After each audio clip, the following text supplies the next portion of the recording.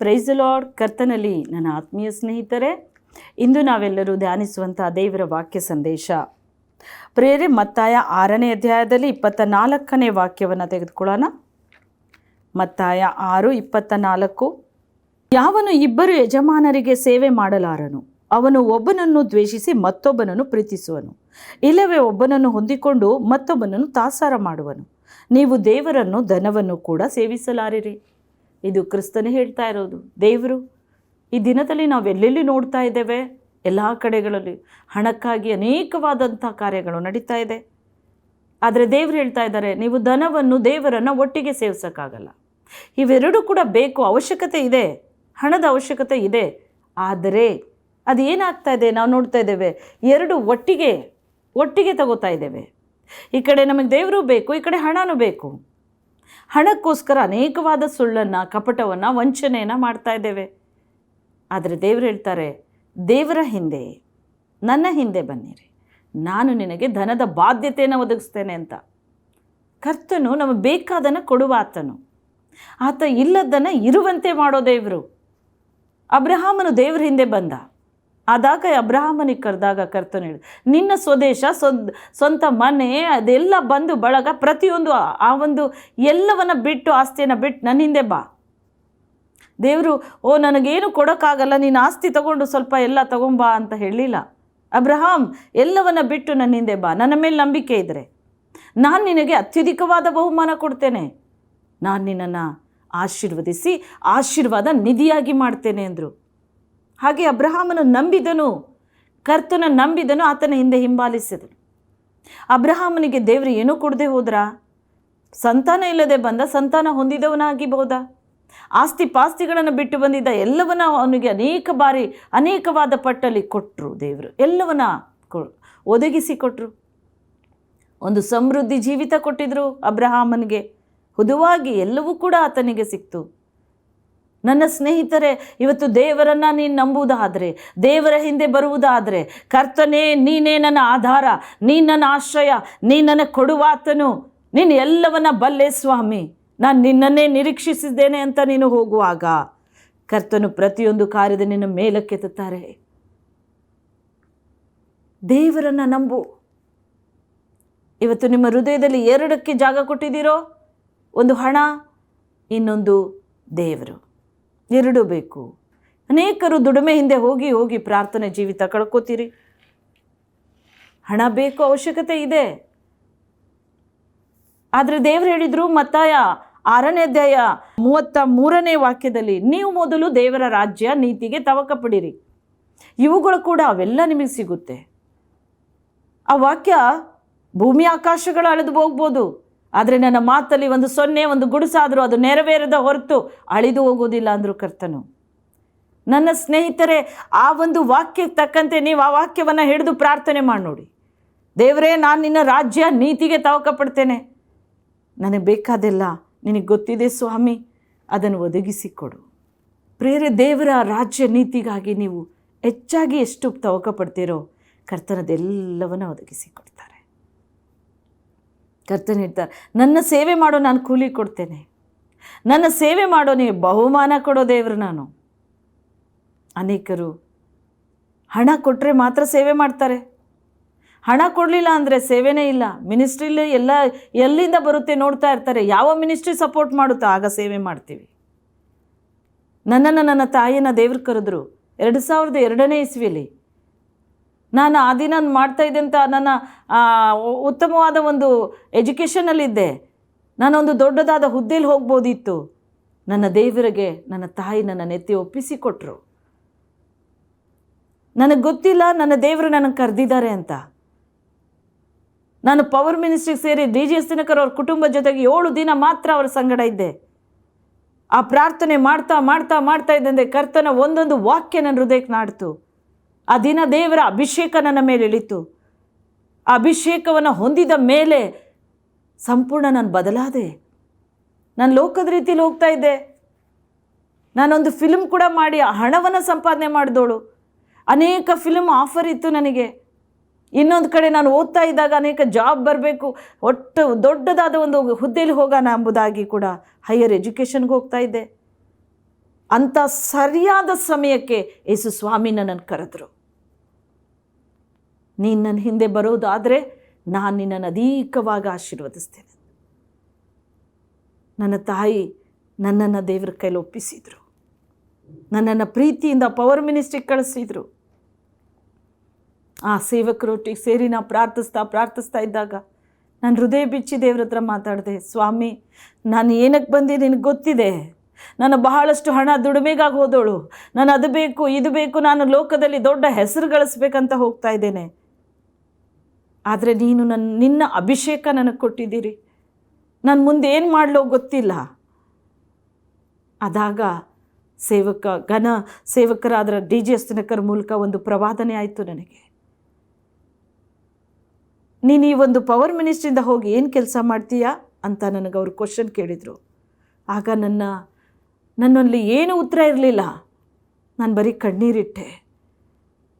ಮಾತಾಡೋಕ್ಕೆ ಮಾತೇ ಇಲ್ಲ. ಯಾಕೆಂದರೆ ಅವರ ಮುಖದಲ್ಲಿರೋ ಆ ಪ್ರಸನ್ನತೆ ನಾನು ನೋಡ್ತಾ ಆ ಅಭಿಷೇಕ ನನ್ನೊಳಗೆ ಹಿಡಿತಾ ಇತ್ತು. ಮುಂದೆ ಮಾತಿಲ್ಲ. ಮೌನವಾಗಿ ಅವರ ಮುಖವನ್ನು ನೋಡಿದೆ. ಅವ್ರು ಹೇಳಿದರು, ದೇವರು ಹೇಳ್ತಾ ಇದ್ದಾರೆ, ಕರ್ತನು ನಿನ್ನನ್ನು ತನ್ನ ಸೇವೆಗೆ ಕರೆದಿದ್ದಾರೆ. ಅತ್ಯಧಿಕವಾಗಿ ಉಪಯೋಗಿಸ್ಕೋತಾರೆ. ಒಂದು ಉತ್ತಮ ಸಾಧನವಾಗಿ ನೀನು ದೇವರ ಕೈಲಿರ್ತೀಯ. ಇಲ್ಲಿಂದ ಹೋಗಿ ಕರ್ತನ ಸೇವೆ ಮಾಡು. ದೇವರು ನಿನ್ನನ್ನು ಆರಿಸಿಕೊಂಡಿದ್ದಾರೆ. ತಾಯಿ ಗರ್ಭದಲ್ಲೇ ನಿನ್ನನ್ನು ಆರಿಸಿದ್ದಾರೆ.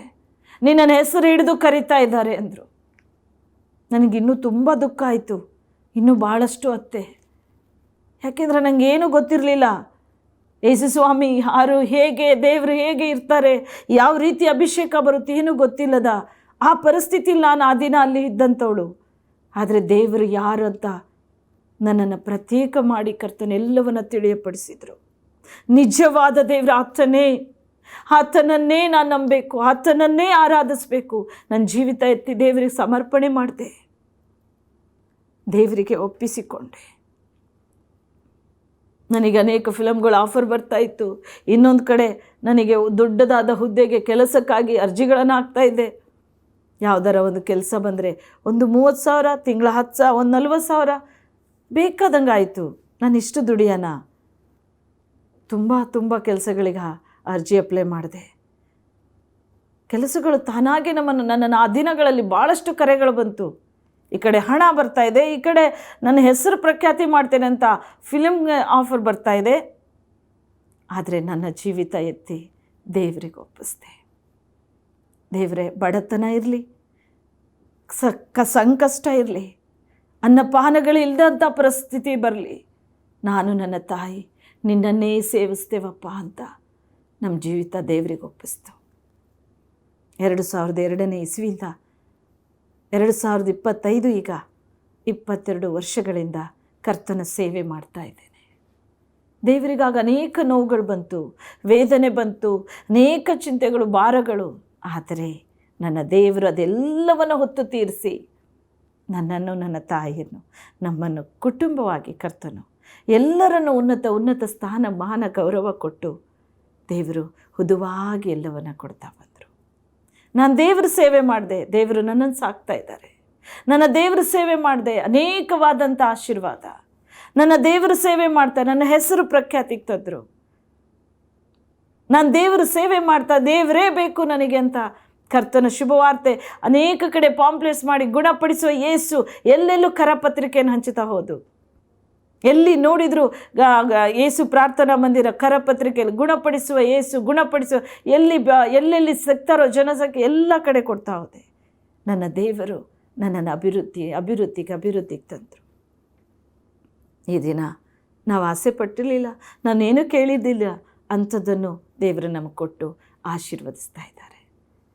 ದೇವರು ಎಲ್ಲೋ ಮೂಲೆಯಲ್ಲಿ ಬಿದ್ದ ನನ್ನನ್ನು ದೇವರು ಮೇಲಕ್ಕೆತ್ತು ಹಾಕಿ, ಧೂಳಿನಿಂದ ತಿಪ್ಪೆಯಿಂದ ನಮ್ಮನ್ನು ಮೇಲಕ್ಕೆತ್ತಿದ್ರು. ನಾವು ದೇವರ ಹಿಂದೆ ಬಿದ್ದು. ನನ್ನ ಸ್ನೇಹಿತರೆ, ಈ ವಾಕ್ಯದಲ್ಲಿ ಕರ್ತನೆ ಹೇಳ್ತಾರೆ, ದೇವರನ್ನು, ಧನವನ್ನು, ಎರಡನ್ನು ನೀನು ಸೇವಿಸೋಕ್ಕಾಗಲ್ಲ. ದೇವರನ್ನು ನಿನ್ನ ಜೀವಿತಕ್ಕೆ ತೆಗೆದುಕೊಂಡ್ರೆ ನಿನ್ನ ಹೆಸರನ್ನು ನಾನು ಪ್ರಖ್ಯಾತಿಗೆ ತರ್ತೇನೆ. ನಿನಗೆ ಅಧಿಕವಾದ ಆಶೀರ್ವಾದ ಇದೆ, ನಿನಗೆ ಅತ್ಯಧಿಕವಾದ ಬಹುಮಾನ ಇಟ್ಟದೆ. ಅದೆಲ್ಲವೂ ಹುದುವಾಗಿ ಕರ್ತನು ಕೊಡ್ತಾರೆ. ದೇವರಿಗೆ ಮನಸ್ಸು ಕೊಡ್ರಿ. ನಿಮ್ಮ ಜೀವಿತ ದೇವರಿಗೆ ಒಪ್ಪಿಸ್ರಿ. ಕರ್ತನೇ ಹೇಳಿದ ಜ್ಞಾನೋಕ್ತಿ 8:17-18 ವಾಕ್ಯ 19ರಲ್ಲಿ ನಾವು ನೋಡ್ತೇವೆ, ನನ್ನನ್ನು ನೀನು ಪ್ರೀತಿಸೋದಾರ ನಾನು ನಿನ್ನ ಪ್ರೀತಿಸ್ತೇನೆ. ನನ್ನಲ್ಲಿ ಧನ, ಘನತೆ, ಶ್ರೇಷ್ಠ ಸಂಪತ್ತೆಲ್ಲ ಇದೆ, ಅದೆಲ್ಲ ನಿನ್ನದು. ದೇವರು ಹೇಳ್ತಾರೆ, ನನ್ನದೆಲ್ಲ ನಿಮ್ಮದೇ. ದೇವರಲ್ಲಿ ನಂಬಿಕಸ್ಥರಾಗಿ ನಾವು ಹೋಗುವಾಗ ಸಕಲ ಆಶೀರ್ವಾದ ನಮ್ಮ ಮೇಲೆ ಬರುತ್ತೆ ಪ್ರಿಯರೇ. ದೇವ್ರ ಹೃದಯ ನೋಡ್ತಾರೆ, ನಿನ್ನ ಮನಸ್ಸು ನೋಡ್ತಾರೆ. ಅವರಂತೆ ಇವರಂತೆ ಅಲ್ಲ, ದೇವರಿಗೆ ನೀನು ಬೇಕಾದ ಅಮೂಲ್ಯನು. ಅಬ್ರಹಾಮನು ಯಾರನ್ನು ನೋಡಲಿಲ್ಲ, ಸೀದಾ ದೇವರ ಕರಿವಿಕೆಗೆ ತಕ್ಕಂತೆ ಆತನ ಹಿಂದೆ ಆ ದೇವರ ಹಿಂದೆ ಬರ್ತಾ ಇದ್ದಾನೆ ಅಬ್ರಹಾಮನಿಗೆ ಸಕಲ ಆಶೀರ್ವಾದ ಬಂತು. ಪರಲೋಕದಲ್ಲಿಯೂ ಮೂಲ ಪಿತನಾಗಿ ಕರ್ತನಿಡ್ತಾ ಇದ್ದಾರೆ. ಇವತ್ತು ನಾವು ಈ ಲೋಕದಲ್ಲಿ ಇದ್ದಷ್ಟು ದಿನ ದೇವರ ಸೇವೆ ಮಾಡ್ತೇವೋ, ಇಲ್ಲಿ ನಮ್ಮ ಹೆಸರು ಪ್ರಖ್ಯಾತಿ ಬರುತ್ತೋ, ಇಲ್ಲಿ ನಾವು ಏನೇನು ಬೇಕೋ ದೇವರಿಗೆ ಕಟ್ತೇವೋ, ಪರಲೋಕದ ನಮಗೋಸ್ಕರ ಕಟ್ಟಲ್ಪಡುತ್ತೆ. ದೇವರಿಗಾಗಿ ನೀನು ಮಾಡೋದು ಪ್ರತಿಯೊಂದು ಪರಲೋಕದಲ್ಲಿ ಕಟ್ಟಲ್ಪಡುತ್ತೆ. ಇಲ್ಲಿ ಬಿಚ್ಚುತ್ತೀಯೋ, ದೇವರು ಅಲ್ಲೂ ಕೂಡ ಬಿಚ್ಚುತ್ತಾರೆ.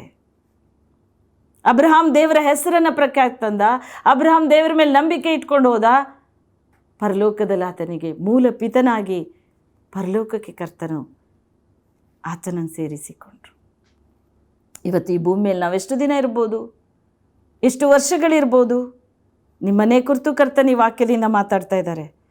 ಹಣದ ಹಿಂದೆ ಓಡಿ ಓಡಿ ದೇವರನ್ನು ಕಳ್ಕೊಂಡಿದ್ದೀರಿ. ಹಣದ ಹಿಂದೆ ಹೋಗಿ, ಸಂಪಾದನೆ ಹಿಂದೆ ಹೋಗಿ, ಆತ್ಮವನ್ನು ಹೊಂದಿದ್ರೂ ಕೂಡ, ಅಭಿಷೇಕ ಹೊಂದಿದ್ರೂ ಕೂಡ ಪವಿತ್ರಾತ್ಮನ ಆಲೋಚನೆಯಿಂದ ನಡೆದೇ ಬಿದ್ದು ಹೋಗಿದ್ದೀರಿ. ಇವತ್ತೇಸು ಸ್ವಾಮಿ ನಿಮ್ಮ ಜೊತೆ ಮಾತಾಡ್ತಾ ಇದ್ದಾರೆ. ಈ ವಾಕ್ಯ ಸಂದೇಶದಿಂದ ಪವಿತ್ರಾತ್ಮನು ಮಾತಾಡ್ತಾ ಇದ್ದಾರೆ. ಅದೇ 1 ತಿಮೋಥಿ 6:10 ವಾಕ್ಯದಲ್ಲಿ ಕರ್ತನು ಹೇಳ್ತಾರೆ, ಹಣವು ಸಕಲ ಕೆಟ್ಟತನಕ್ಕೆ ಮೂಲ ಕಾರಣ. ಅದು ಹಣದ ಆಸೆ ಹಿಂದೆ ಹೋದವರು ಮುಗ್ಗರಿಸಿ ಬೀಳ್ತೀರಿ. ಎಲೆ ಈ ದೇವರ ಮನುಷ್ಯನೇ, ಇವುಗಳಿಗೆ ದೂರ ಆಗಿರು. ಹೌದು ಸ್ನೇಹಿತರೆ, ಇವತ್ತು ಅಂಥ ಕೆಟ್ಟದ್ರಿಂದ ದೂರವಾಗ್ರಿ. ಹಣ ಸಂಪಾದನೆ ಮಾಡಿ ಮಾಡಿ ಮಾಡಿ ಅನೇಕ ಪಾಪದ ಇಚ್ಛೆಗಳು ಬರುತ್ತೆ. ಹಣ ಹೆಚ್ಚಾದಂಗೆ ಲೋಕವನ್ನು ಸವಿಯೋದಕ್ಕೆ ಹೋಗ್ತೀವಿ. ಆದರೆ ದೇವರು ನಮ್ಮೊಳಗಿದ್ರೆ ದೇವರೇ ನಮಗೆ ಹುದುವಾಗಿ ಎಲ್ಲವನ್ನು ಕೊಡ್ತಾರೆ. ದೇವರು ಕೊಡೋದು ಶಾಶ್ವತ. ಆದರೆ ಲೋಕದಲ್ಲಿ ಹಣ ಸಂಪಾದನೆ ಮಾಡಿ ಅದರಿಂದ ನಾವು ಶ್ರೀಮಂತರಾಗೋಗಿ ಒಂದು ದೊಡ್ಡದಾದ ಕಾರ್ಯಕ್ಕೆ ಹೋಗಿ ಇನ್ವೆಸ್ಟ್ ಮಾಡಿ ಬಿದ್ದು ಹೋಗಿ ಸಾಲಗಾರಾಗಿ ಹೋಗ್ತೀರಿ. ಸೈತಾನ್ ಭಾಳ ಪ್ಲಾನ್ ಮಾಡಿ ಬೇಗ ಬೇಗ ಬೇಗ ಇಂಪ್ರೂವ್ ಮಾಡ್ತಾನೆ. ನೀನು ನನ್ನನ್ನು ಪ್ರೀತಿಸು. ಯೇಸು ಸ್ವಾಮಿ ಉಪವಾಸ ಇದ್ದು ಪ್ರಾರ್ಥಿಸ್ತಾ ಇರುವಾಗ ಆ 40 ದಿನದಲ್ಲಿ ಆತನಿಗೊಂದು ಶೋಧನೆ ಬಂತು. ಸೈತಾನ, ನೀನು ನನಗೆ ಅಡ್ಡ ಬೀಳೋದಾದರೆ ಈ ಲೋಕವನ್ನೆಲ್ಲ ನೋಡು ನಿನಗೆ ಕೊಡ್ತೇನೆ.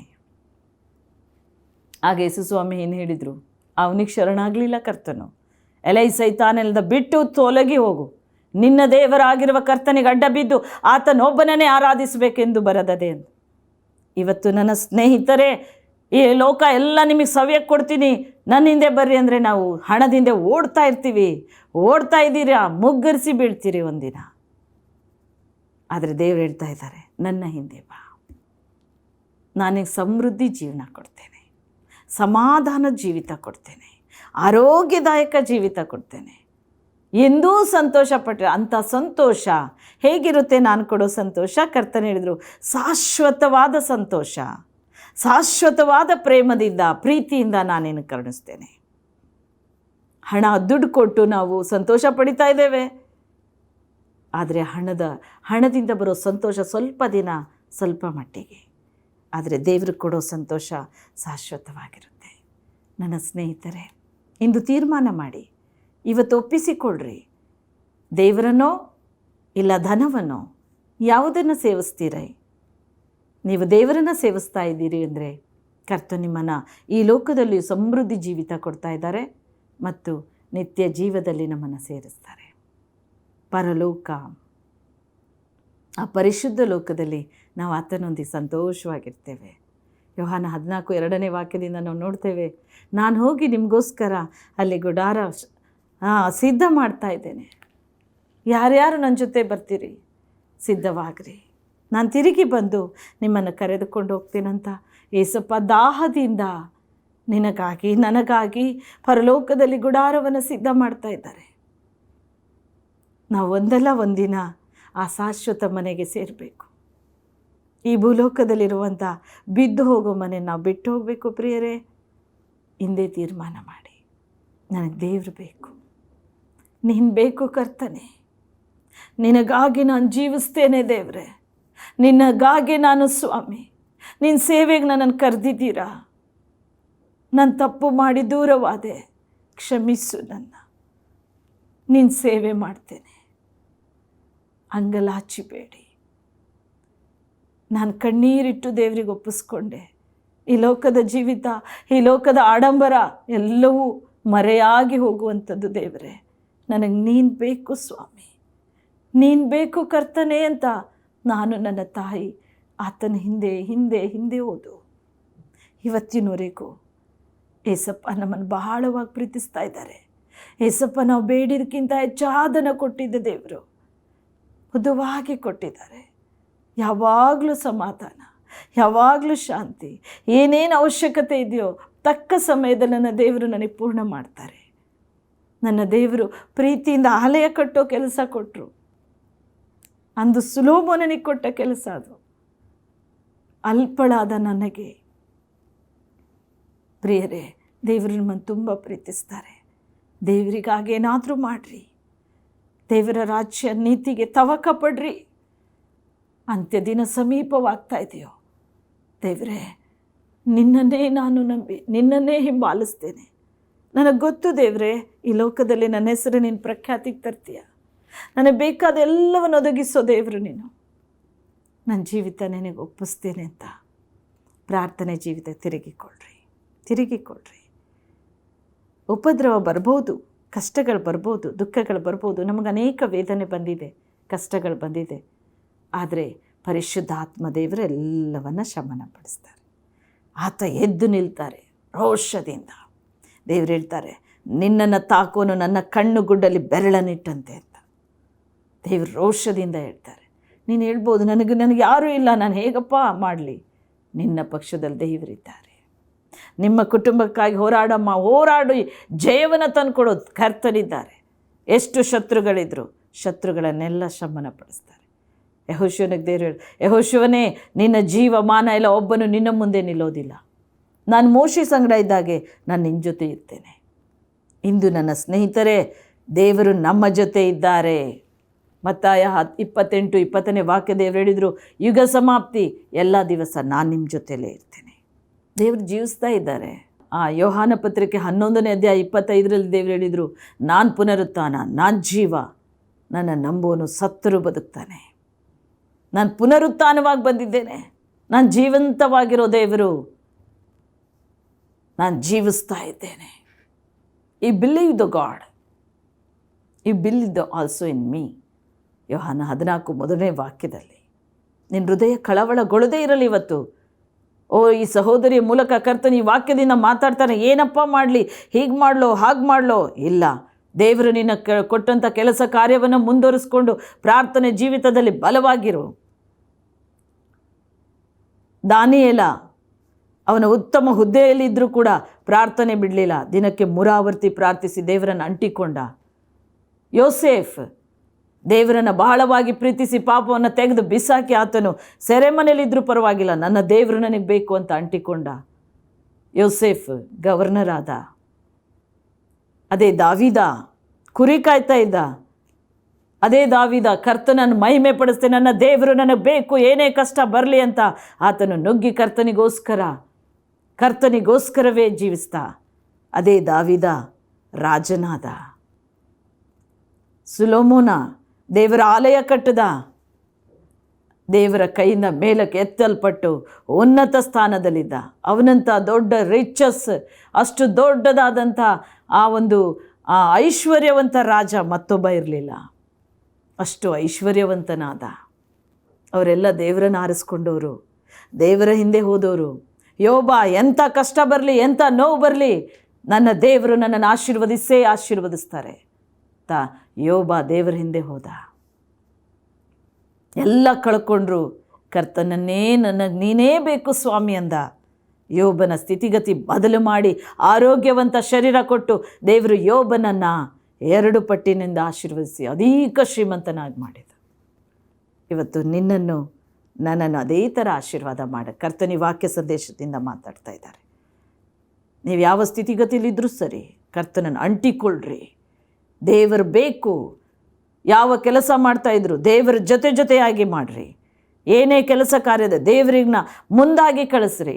ಕರ್ತನು ನಿನಗೆ ಮುಂಬಲವಾಗಿರ್ತಾರೆ. ದೇವರು ನಿನಗೆ ಹಿಂಬಲವಾಗಿ ನಡೆಸ್ತಾರೆ. ಬೇಕಾದ ಎಲ್ಲ ಸಹಾಯ ಹೇರಳವಾಗಿ ಕರ್ತನಿಂದಲೇ ಬರುತ್ತೆ. ನಾವು ಅನೇಕ ಬಾರಿ ಸೇವೆಗೆ ಬರುವಾಗ ಅನೇಕ ಕಷ್ಟಗಳು ಬರುತ್ತೆ, ಇಕ್ಕಟ್ಟು ಬರುತ್ತೆ, ಆರ್ಥಿಕವಾಗಿ ಇಕ್ಕಟ್ಟು ಬರುತ್ತೆ, ಸಂಕಷ್ಟಗಳು ಬರುತ್ತೆ. ಆದರೂ ನನ್ನ ದೇವರ ಸೇವೆ ನಾವು ಬಿಡಲಿಲ್ಲ. ಕರ್ತನ ಸೇವೆಗಾಗಿ ಭಾರದಿಂದ ಹೋರಾಡ್ತೇನೆ. ವೇದನೆ, ನೋವು, ಸಂಕಷ್ಟಗಳು ಒಂದೊಂದು ಸಮಯದಲ್ಲಿ ಬಹಳಷ್ಟು ಟಯರ್ಡಾಗಿ ನಾವು ಹಾಸಿಗೆ ಮೇಲೆ ಇರುವಂಥ ಪರಿಸ್ಥಿತಿ ಬರುತ್ತೆ. ಆದರೂ ಕೂಡ ಎದ್ದು ಕರ್ತನಿಗಾಗಿ ಅಲ್ಲೂ ಕೂಡ ನಾನು ಸೇವೆ ಮಾಡ್ತೇವೆ. ಅನೇಕರಿಗೆ ಫೋನ್ ಕಾಲ್ ಮೂಲಕನಾದರೂ ದೇವರೇ ಅವರನ್ನು ಗುಣ ಮಾಡಪ್ಪ ಅಂತ ಪ್ರಾರ್ಥನೆ ಮಾಡೋ ಪ್ರಾರಂಭ ಮಾಡ್ತೇನೆ. ದೇವರ ಸೇವೆ ಇವತ್ತಿನವರೆಗೂ ಇಂಥ ಸಂಕಷ್ಟ ಬಂದರೂ ಕರ್ತನ ಆತ್ಮ ನಮ್ಮನ್ನು ನಡೆಸ್ಕೊಂಡು ಹೋಗ್ತಾ ಇದೆ. ಪ್ರಿಯರೇ, ಇಂದು ನಿಮ್ಮನ್ನು ಕರೆದಿದ್ದಾರೆ ದೇವರು. ನಿಮ್ಮನ್ನು ತನ್ನ ಸ್ವಕೀಯ ಜನಾಂಗವಾಗಿ ಆರಿಸಿಕೊಂಡಿದ್ದಾರೆ. ಎಂಥ ಕೆಲಸ ಕಾರ್ಯ ಮಾಡ್ತಾಯಿದ್ರು, ಅದರ ಜೊತೆಗೆ ದೇವರನ್ನು ಅಂಟಿಕೊಂಡು ಅದನ್ನು ಕೈ ಹಚ್ಚಿರಿ. ದೇವರು ಉನ್ನತ ಹುದ್ದೆಯಲ್ಲಿರ್ತಾರೆ. ದಾನಿಯೇಲನಂತೆ ಗೌರವಾನ್ವಿತ ವ್ಯಕ್ತಿಯಾಗಿ ನೀನು ಮಾರ್ಪಡ್ತೀಯ. ಯೋಬನಂತೆ ಎಲ್ಲ ಕಳ್ಕೊಂಡ್ರು ಒಂದಿನ ಬರುತ್ತೆ, ಎಲ್ಲವೂ ತಿರುಗಿ ಬರುತ್ತೆ 2 ಪಟ್ಟಿನಿಂದ. ದಾವೀದನಂತೆ ಕುರುಬರಾಗಿ ಏನೂ ಇಲ್ಲದ ಪರಿಸ್ಥಿತಿಯಲ್ಲಿ ರಾಜನಾಗಿ ನಿನ್ನನ್ನು ಕರ್ತನ ಹಾಗೆ ಮೇಲಕ್ಕೆತ್ತಾರೆ. ದೇವರನ್ನು ಅಂಟಿಕೋ. ಇವತ್ತು ಯಾವ ಪರಿಸ್ಥಿತಿಲಿದ್ರು ಕರ್ತನೇ ನೀನು ನನಗೆ ಬೇಕು. ತಂದೆ, ನಾನು ಹಣದ ಹಿಂದೆ ಅಲ್ಲ, ನಿನ್ನನ್ನೇ ನಾನು ನೀನು ನನ್ನನ್ನು ಆಶೀರ್ವಾದ ಮಾಡಿ, ನೀನು ನನ್ನನ್ನು ಮೇಲಕ್ಕೆತ್ತು, ನೀನೇ ನನ್ನನ್ನು ಗೌರವಿಸೋ, ನೀನೇ ನನ್ನನ್ನು ಆಶೀರ್ವಾದ ನಿಧಿಯಾಗಿ ಮಾರ್ಪಡಿಸೋನಂತು. ಅಬ್ರಹಾಮನಂತೆ ಆತನ ನಂಬಿಕೊಂಡು ಆತನ ಹಿಂದೆ ಹೋಗೋಣ. ಪ್ರಾರ್ಥನೆಯಲ್ಲಿ ಬೇಡಿಕೊಳ್ಳೋಣ. ಪ್ರೀತಿಯುಳ್ಳ ತಂದೆ, ಪರಿಶುದ್ಧಾತ್ಮ ದೇವರೇ, ಸ್ವಾಮಿ, ನೀವು ಕೊಟ್ಟಂಥ ಈ ವೇದ ವಾಕ್ಯಕ್ಕಾಗಿ ನಾನು ಸ್ತೋತ್ರಿಸ್ತೇನಪ್ಪ.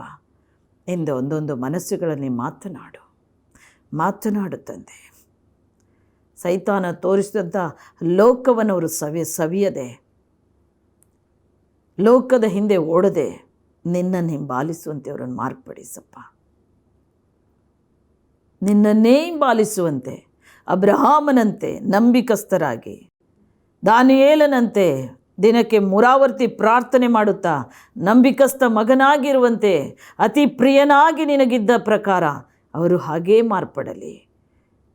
ಯೋಸೇಫನಂತೆ ಯೌವನಸ್ಥರನ್ನು ಮುಟ್ಟು ದೇವರೇ, ಅವರ ಪಾಪವನ್ನು ಬಿಸಾಕಿ ದೇವರೇ ನಿನ್ನನ್ನು ಹಿಂಬಾಲಿಸಲಿ. ಯೋಸೇಫನು ಪಾಪನ ತ್ಯಜಿಸಿ ಒಂದು ಸೆರೆಮನೆ ವಾಸ ಆದರೂ ಪರವಾಗಿಲ್ಲ ಎಂದು ಓಡಿದ ಆ ಯೋಸೇಫನು ದೇವರೇ ನಿನ್ನ ಕೈಗಳಿಂದ ಮೇಲಕ್ಕೆತ್ತಲ್ಪಟ್ಟು ಗವರ್ನರ್ ಆಗಿ ಮಾರ್ಪಟ್ಟನು. ಹಾಗೆ ಯೌವನಸ್ಥ ಮಕ್ಕಳನ್ನು ಮುಟ್ಟು ತಂದೆ, ಅವರ ಪಾಪ ಶಾಪದ ಕಟ್ಟುಗಳೆಲ್ಲ ಬಿಚ್ಚಲಿ ಎಸೆಯ. ಇಂದು ಸ್ಪರ್ಶಿಸು ಪರಿಶುದ್ಧಾತ್ಮನೇ, ಅವರ ಜೀವಿತ ಬೆಳಗಲಿ ತಂದೆಯೇ. ಅವರಲ್ಲಿರುವಂಥ ಪಾಪದ ಕಾರ್ಯಗಳೆಲ್ಲ ಸುಟ್ಟು ಹಾಕು ಪವಿತ್ರಾತ್ಮನೇ. ಹೋಲಿ ಸ್ಪಿರಿಟ್, ಯು ಫಿಲ್ ಮಾಸ್ಟರ್. ಯೌವನಸ್ಥರಿಗೆ ನಾನು ದಿವ್ಯ ದರ್ಶನದಿಂದ ಮಾರ್ಪಡಿಸ್ತೇನೆ ಅಂದಿದೆಯವ.